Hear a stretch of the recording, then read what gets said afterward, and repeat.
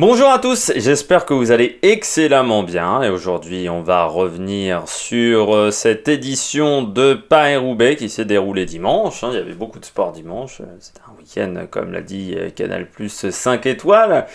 Voilà, donc il y avait également Paris-Roubaix et pas que les sports mécaniques, il y avait aussi le marathon de Paris. Par exemple, ou les Masters d'Augusta en golf. Et donc cette édition de Paris-Roubaix qui a été très spectaculaire cette année, malgré le fait qu'on avait des doutes, parce que on avait vu vent de face, les conditions étaient extrêmement fraîches, on s'attendait à pas forcément avoir une course très intéressante entre les leaders, au moins sur la première partie, la première moitié de course, et pourtant ça a été spectaculaire, parce que déjà, la première échappée, vraie échappée, elle est partie au bout de quasiment 90 km de course. Voilà, le peloton ne laissait partir personne parce qu'on sait que ces dernières années, les échappés qui sont partis sur Paris-Roubaix, souvent il y en a un qui est dans le top 10. C'était le cas par exemple Sylvain Didier l'année dernière. Mathieu Eman qui l'a remporté était parti dans une échappée. Johan van Semeren, ça remonte un petit peu plus, avait fait la même chose en sortant dans un groupe. Donc on sait que en partant dans l'échappée, on peut avoir de très grandes ambitions et surtout, pourquoi pas chercher la victoire finale sur Roubaix. Alors cette année, ça a été un peu plus compliqué pour les échappés. On a eu un groupe de 20 à un moment qui est sorti, donc au moment du premier secteur pavé. On avait par exemple Adrien Petit, Damien Godin. Voilà, il y avait aussi d'autres leaders dans ce groupe. On avait non, il n'y avait pas encore Hofstetter. Non, il y avait il y avait un De Coninck Quick-Step, c'était Yves Lampert qui était déjà là, je crois. Donc voilà, c'était une très belle échappée. Dans ce groupe-là, il y avait des très très bons coureurs sur les classiques pavés. Et puis au final, l'échappée n'a pas vraiment eu beaucoup d'avance, parce qu'aucun groupe n'a vraiment eu au-dessus d'une minute pendant toute la course.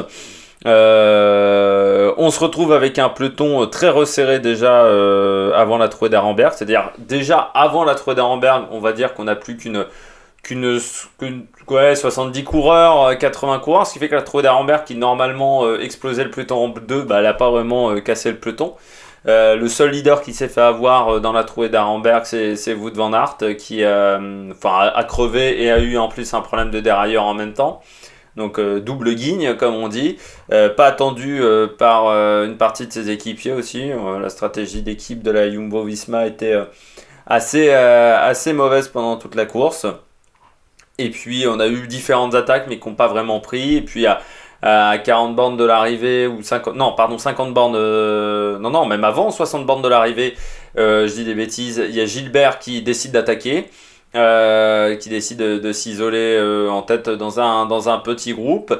Il se fait rejoindre par Peter Sagan et d'autres leaders, et il décide de réattaquer dans le carrefour de l'arbre. Seul Sagan arrive à le suivre et Polite qui s'accroche. Et puis dans le secteur juste après, donc 500 mètres après la sortie du carrefour de l'arbre, qui est l'un des secteurs mythiques de Paris-Roubaix, vous avez le secteur du Gruson. Et bien là, Nils Polite et Philippe Gilbert se sont échappés. Et Sagan n'a même pas joué le podium, parce que c'est Yves Lampard qui a pris la troisième place. Et Gilbert s'est imposé au sprint sur le vélodrome face à Nils Polite.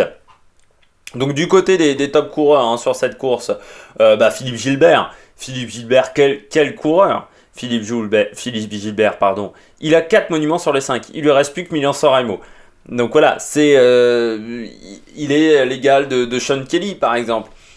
Pour les monuments, c'est un énorme coureur, le Wallon. Il a remporté des courses qui sont tellement différentes. Dans sa carrière, il a remporté le Tour de Lombardie, qui est quand même une course qui cette année a été remportée par Thibaut Pinot.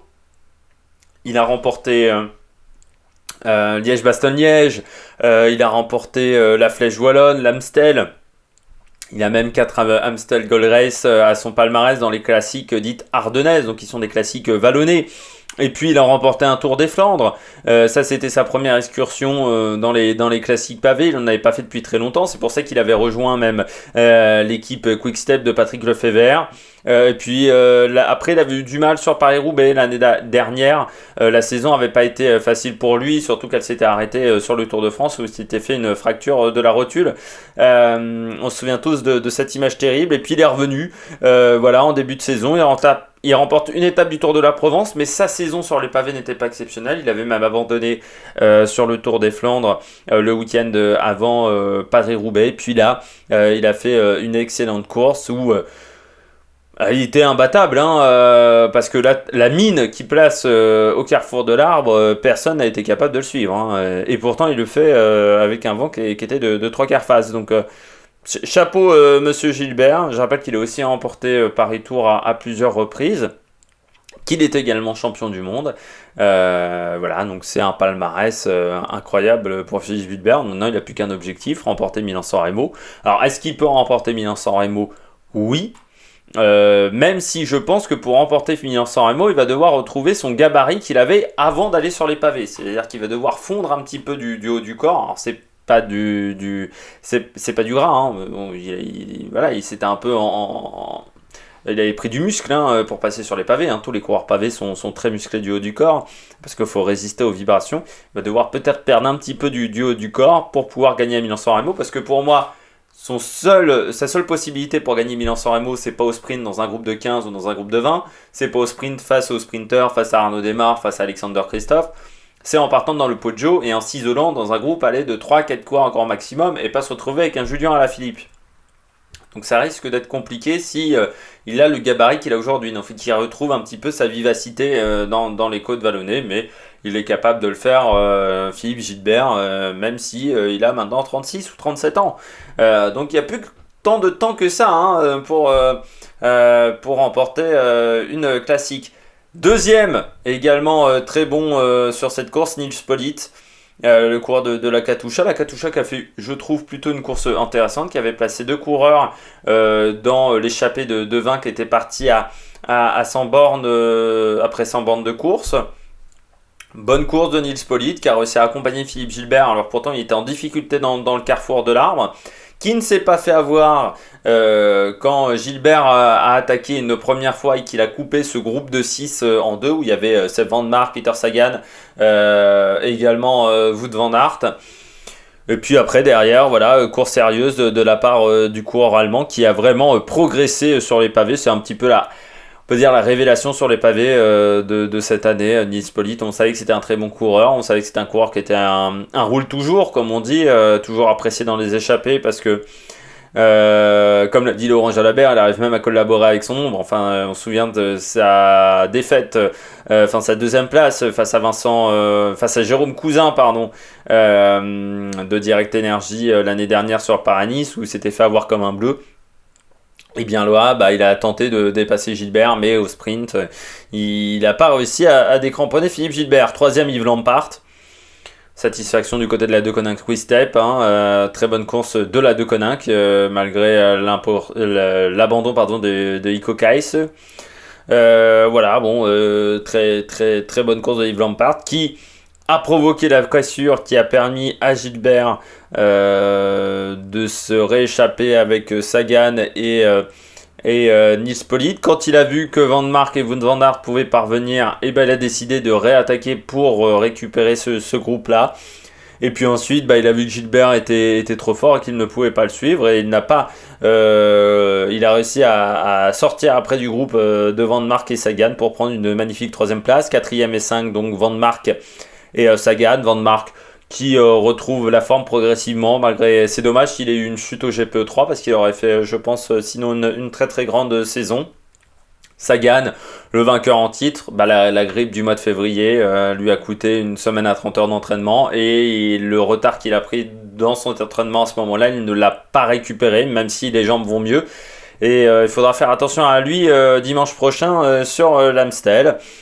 Et puis ensuite, c'est le peloton avec la victoire au sprint de Florian Sénéchal, le français de la Deceuninck Quick Step. La Deceuninck Quick Step qui a placé 4 coureurs dans le top 10 parce que Zenek Stibar est 8ème. Florian Sénéchal qui qui a beaucoup roulé pour ses leaders. Et puis, on savait qu'il était performant. Il a remporté cette année le Samin. Même s'il n'avait pas participé au Tour des Flandres, c'était une décision de l'équipe. On sait que c'est les routes du Nord qu'il affectionne.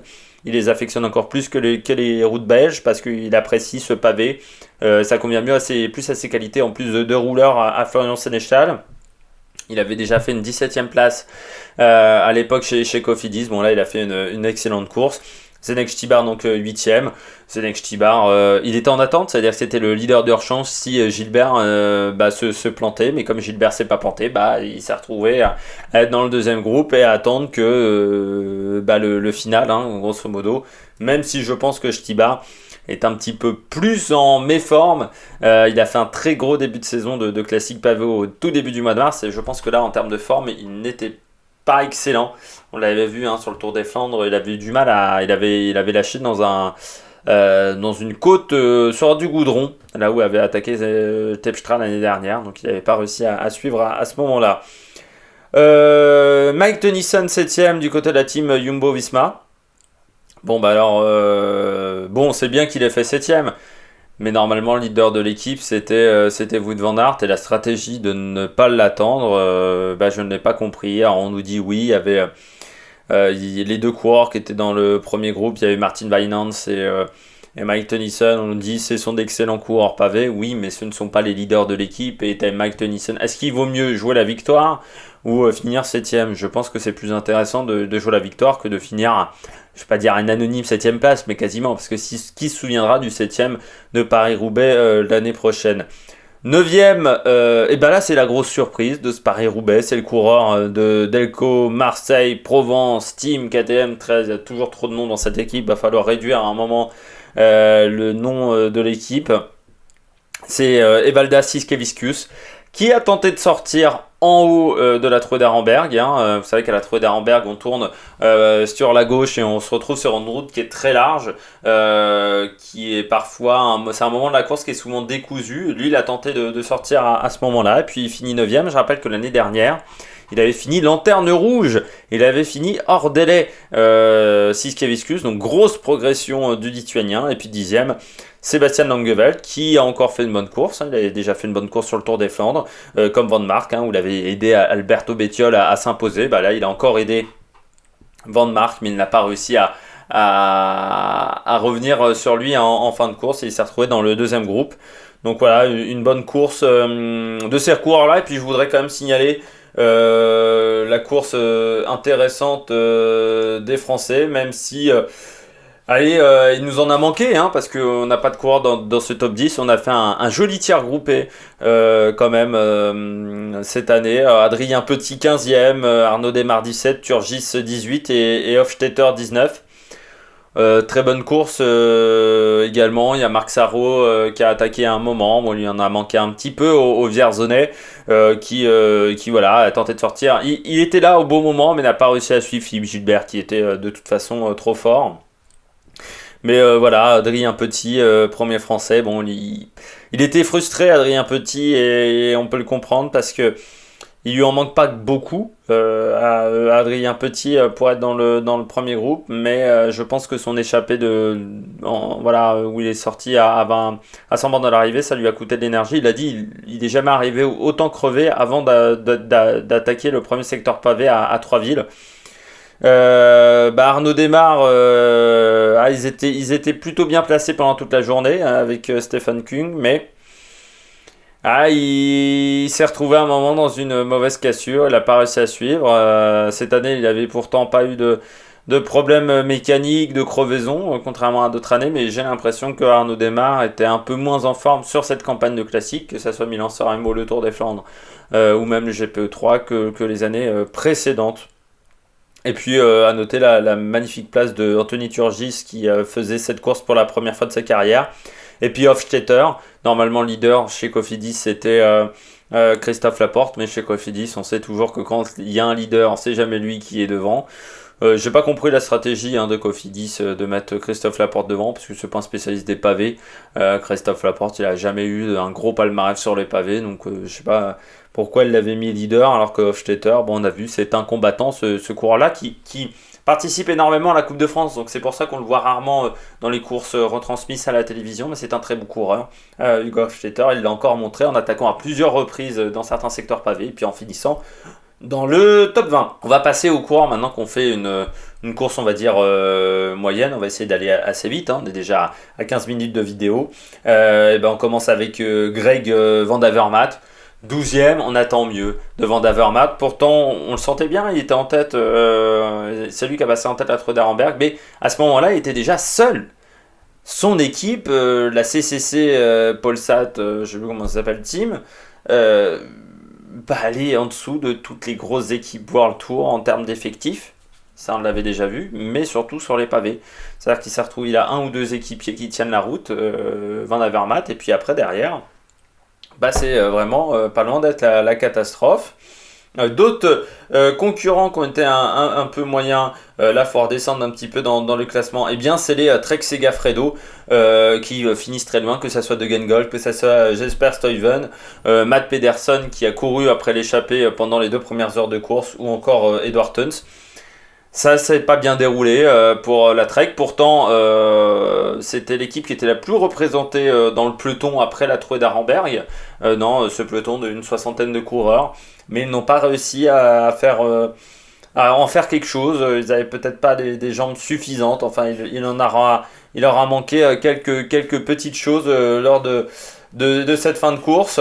On finit avec les concurrents qui ont été un petit peu en difficulté sur ce Paris-Roubaix. Alexander Kristoff, qu'on n'a pas vu de la course. C'est dommage parce que j'avais dit après le Tour des Flandres, moi je sentais que c'était peut-être la bonne pour Kristoff parce qu'il avait fait un bon Tour des Flandres où pour une fois il m'avait l'air d'être en forme lors de ses classiques pavés, ce qui n'avait pas été le cas en 2017 ou en 2018.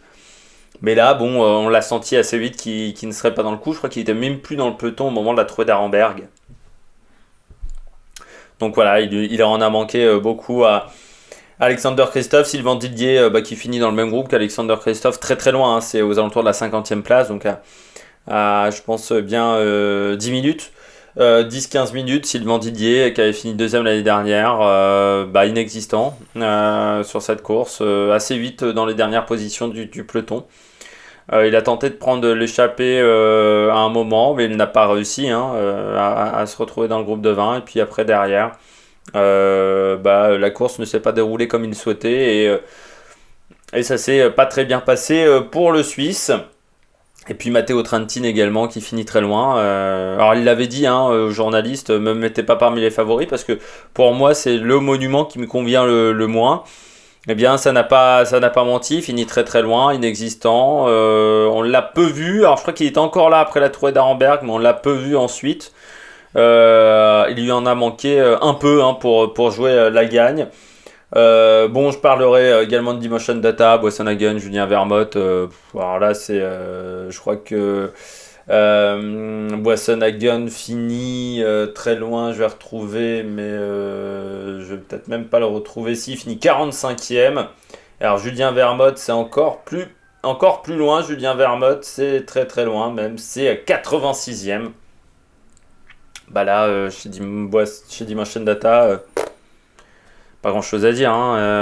L'effectif de l'équipe, on se demande comment il fait encore pour se retrouver en World Tour. Et puis Julien Vermote, qui était pourtant très performant l'année dernière chez Deceuninck Quick-Step, quand on devient leader et puis outsider dans l'équipe, il a peut-être du mal à gérer les responsabilités qui incombent à ce poste de leader. Et il a du mal à s'en sortir. Et il a traversé cette saison de classique de manière totalement anonyme. Ce qui est bien dommage pour le coureur belge, mais il faut dire la vérité, on ne l'a pas du tout vu. Et puis le dernier coureur qui a une course, on va dire, compliquée, j'ai eu du mal à le mettre quand même bonnet d'âne, coureur qui a fait une mauvaise course, c'est Wout van Aert, le néerlandais, ancien triple champion du monde de cyclocross. Autant il avait fait un bon Tour des Flandres, autant là il était en difficulté. Alors des problèmes mécaniques à répétition, il a dû changer je pense au moins 2 ou 3 fois de vélo, ses équipiers qui ne l'attendent jamais. La stratégie de la Jumbo Visma, je ne l'ai pas comprise. Et voilà, c'est dommage parce qu'il pouvait faire une bonne course, mais trop de problèmes mécaniques. Au bout d'un moment, quand vous en avez une fois, c'est déjà compliqué de revenir. Mais alors 2 fois ou 3 fois, là, ça commence à devenir impossible de revenir.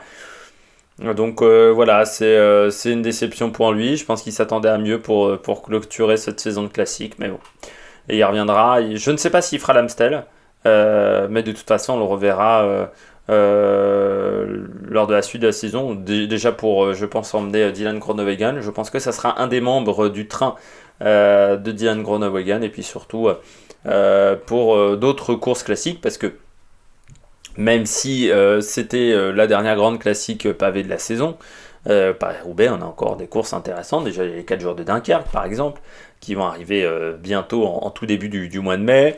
Voilà, donc il y a encore des courses intéressantes à suivre. Donc voilà, j'espère que vous avez aimé cette vidéo. N'hésitez pas à vous abonner, n'hésitez pas à mettre un pouce bleu, n'hésitez pas à réagir dans les commentaires. Et puis surtout, du côté du cyclisme, on se retrouvera. Alors je ne sais pas si je ferai un résumé par exemple du Tour de Turquie, c'est pas la course la plus intéressante de l'année, mais je pense qu'on fera déjà une présentation du parcours, enfin on fera peut-être une présentation des coureurs qui iront sur le Giro, des équipes, et puis surtout on essayera de faire, de traiter le Giro de manière assez importante à partir du mois de mai. Donc voilà, on se retrouve très bientôt pour de nouvelles aventures cyclistes sur l'Amérique Production. Ciao ciao.